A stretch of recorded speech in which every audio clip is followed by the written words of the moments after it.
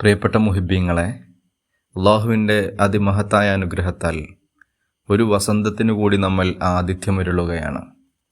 ഒരു റബീഉൽ അവ്വൽ കൂടി നമ്മിലേക്ക് ആഗതമാവുകയാണ്. മുത്തുനബി സല്ലല്ലാഹു അലൈഹി വസല്ലമയുടെ പുണ്യപ്രകാശത്തെക്കുറിച്ച് ചർച്ച ചെയ്തുകൊണ്ടാണ് ഹബീബായ മുത്തുനബി സല്ലല്ലാഹു അലൈഹി വസല്ലമ തങ്ങളെ അവിടുത്തെ തിരുജനനത്തെക്കുറിച്ചുള്ള പഠനത്തിന് നമ്മൾ തുടക്കമിട്ടത്.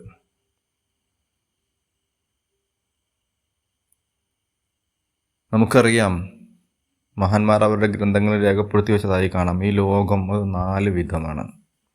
ഒന്ന്, അള്ളാഹു മാത്രം കാണുകയും അവിടുത്തെ അവസ്ഥകൾ അള്ളാഹുവിന് മാത്രം അറിയുകയും ചെയ്യുന്ന ആലമുൽ ഇസ്സ എന്ന് പറയുന്നൊരു ലോകം. 2, അള്ളാഹുവിൻ്റെ സൃഷ്ടികളിൽ മലക്കുകൾക്ക് മാത്രമേ അവിടുത്തെ അവസ്ഥകൾ അറിയുകയുള്ളൂ, അങ്ങനെയുള്ള ആലമുൽ മലക്കൂത്ത് എന്ന് പറയുന്നൊരു ലോകം. അതുപോലെ മലക്കുകൾക്കും വലിയ പ്രധാനികളായ ജിന്നുകൾക്കുമൊക്കെ അവസ്ഥാവിശേഷങ്ങൾ അറിയാകുന്ന ആലമുൽ ജബറൂത്ത് എന്ന് പറയുന്നൊരു ലോകം. 4-മത്തത് നമ്മളൊക്കെ വസിച്ചുകൊണ്ടിരിക്കുന്ന ആലമുൽ അർള് അഥവാ ഈ ഭൂമി. ഇങ്ങനെ 4 ലോകമാണല്ലോ. ഇവിടെ ആലമുൽ ഇസ്സ എന്ന് പറയുന്ന ലോകത്ത് വെച്ച് മുത്തുനബി സല്ലല്ലാഹു അലൈഹി വസല്ലമയുടെ പ്രകാശത്തെ സൃഷ്ടിക്കുകയും ആലമുൽ മലക്കൂത്തിൽ കൊണ്ടുവന്ന് അല്ലാഹു സുബ്ഹാനഹു വ തആല വലിയ സ്ഥാനം നൽകിയിട്ടുള്ള ഷജറത്തുൽ യഖീൻ എന്ന് പറയുന്ന ഒരു പ്രത്യേക വൃക്ഷമുണ്ട്. ആ വൃക്ഷത്തിൻ്റെ മുകളിൽ ഒരു മയിലിൻ്റെ രൂപത്തിൽ അല്ലാഹു സുബ്ഹാനഹു വ തആല പ്രകാശത്തെ വെച്ചു. ആ പ്രകാശം അള്ളാഹുവിന് സുജൂദ് ചെയ്തുകൊണ്ട് വർഷങ്ങളോളം കിടന്നു. മുത്തുനബി സല്ലല്ലാഹു അലൈഹി വസല്ലം തങ്ങൾ പറയുന്നുണ്ട്, കുന്തു നൂറൻ ബൈന യദയില്ലാഹി അസ്സ വജൽ ഖബ്ല അൻ യഖ്ലുഖ ആദം അലൈഹിസ്സലാം.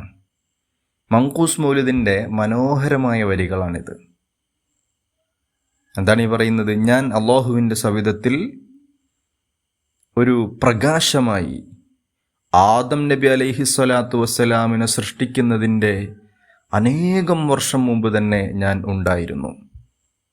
ജിബ്രീൽ അലൈഹിസ്സലാത്തു വസ്സലാം പറയുന്നുണ്ട്, ഷജറത്തുൽ യഖീൻ എന്ന വൃക്ഷത്തിൽ കൊണ്ടുവരുന്നതിന് മുമ്പ് പ്രസ്തുത പ്രകാശം 72,000 പ്രാവശ്യം ഞാൻ കണ്ടിട്ടുണ്ട്. ഓരോ കാഴ്ചയുടെയും ഇടയിലുള്ള ദൈർഘ്യം, ഒരു തവണ കണ്ട് അടുത്ത തവണ കാണുന്നതിൻ്റെ ഇടയിലുള്ള സമയം 70,000 വർഷമാണ് എന്ന് മുഖറബുൽ അംലാഖ് മലക്ക് ജിബ്രീൽ. ഈ കാണുന്ന പ്രകാശം അവസാന പ്രവാചകനായി ഭൂമിയിലേക്ക് നിയോഗിക്കാനിരിക്കുന്ന മഹാനാണെന്നും അത്യുത്കൃഷ്ടമായ സ്ഥാനത്തിനുടമയാണെന്നും അല്ലാഹു സുബ്ഹാനഹു വ തആല എനിക്ക് പരിചയപ്പെടുത്തി തന്നിട്ടുണ്ട് എന്നും ജിബ്രീൽ അലൈഹിസ്സലാത്തു വസ്സലാം പറയുന്നുണ്ട്. യുസബ്ബിഹുല്ലാഹ ദാലിക്കൻ നൂറു വതുസബ്ബിഹുൽ മലായികതു ബിതസ്ബീഹിഹി.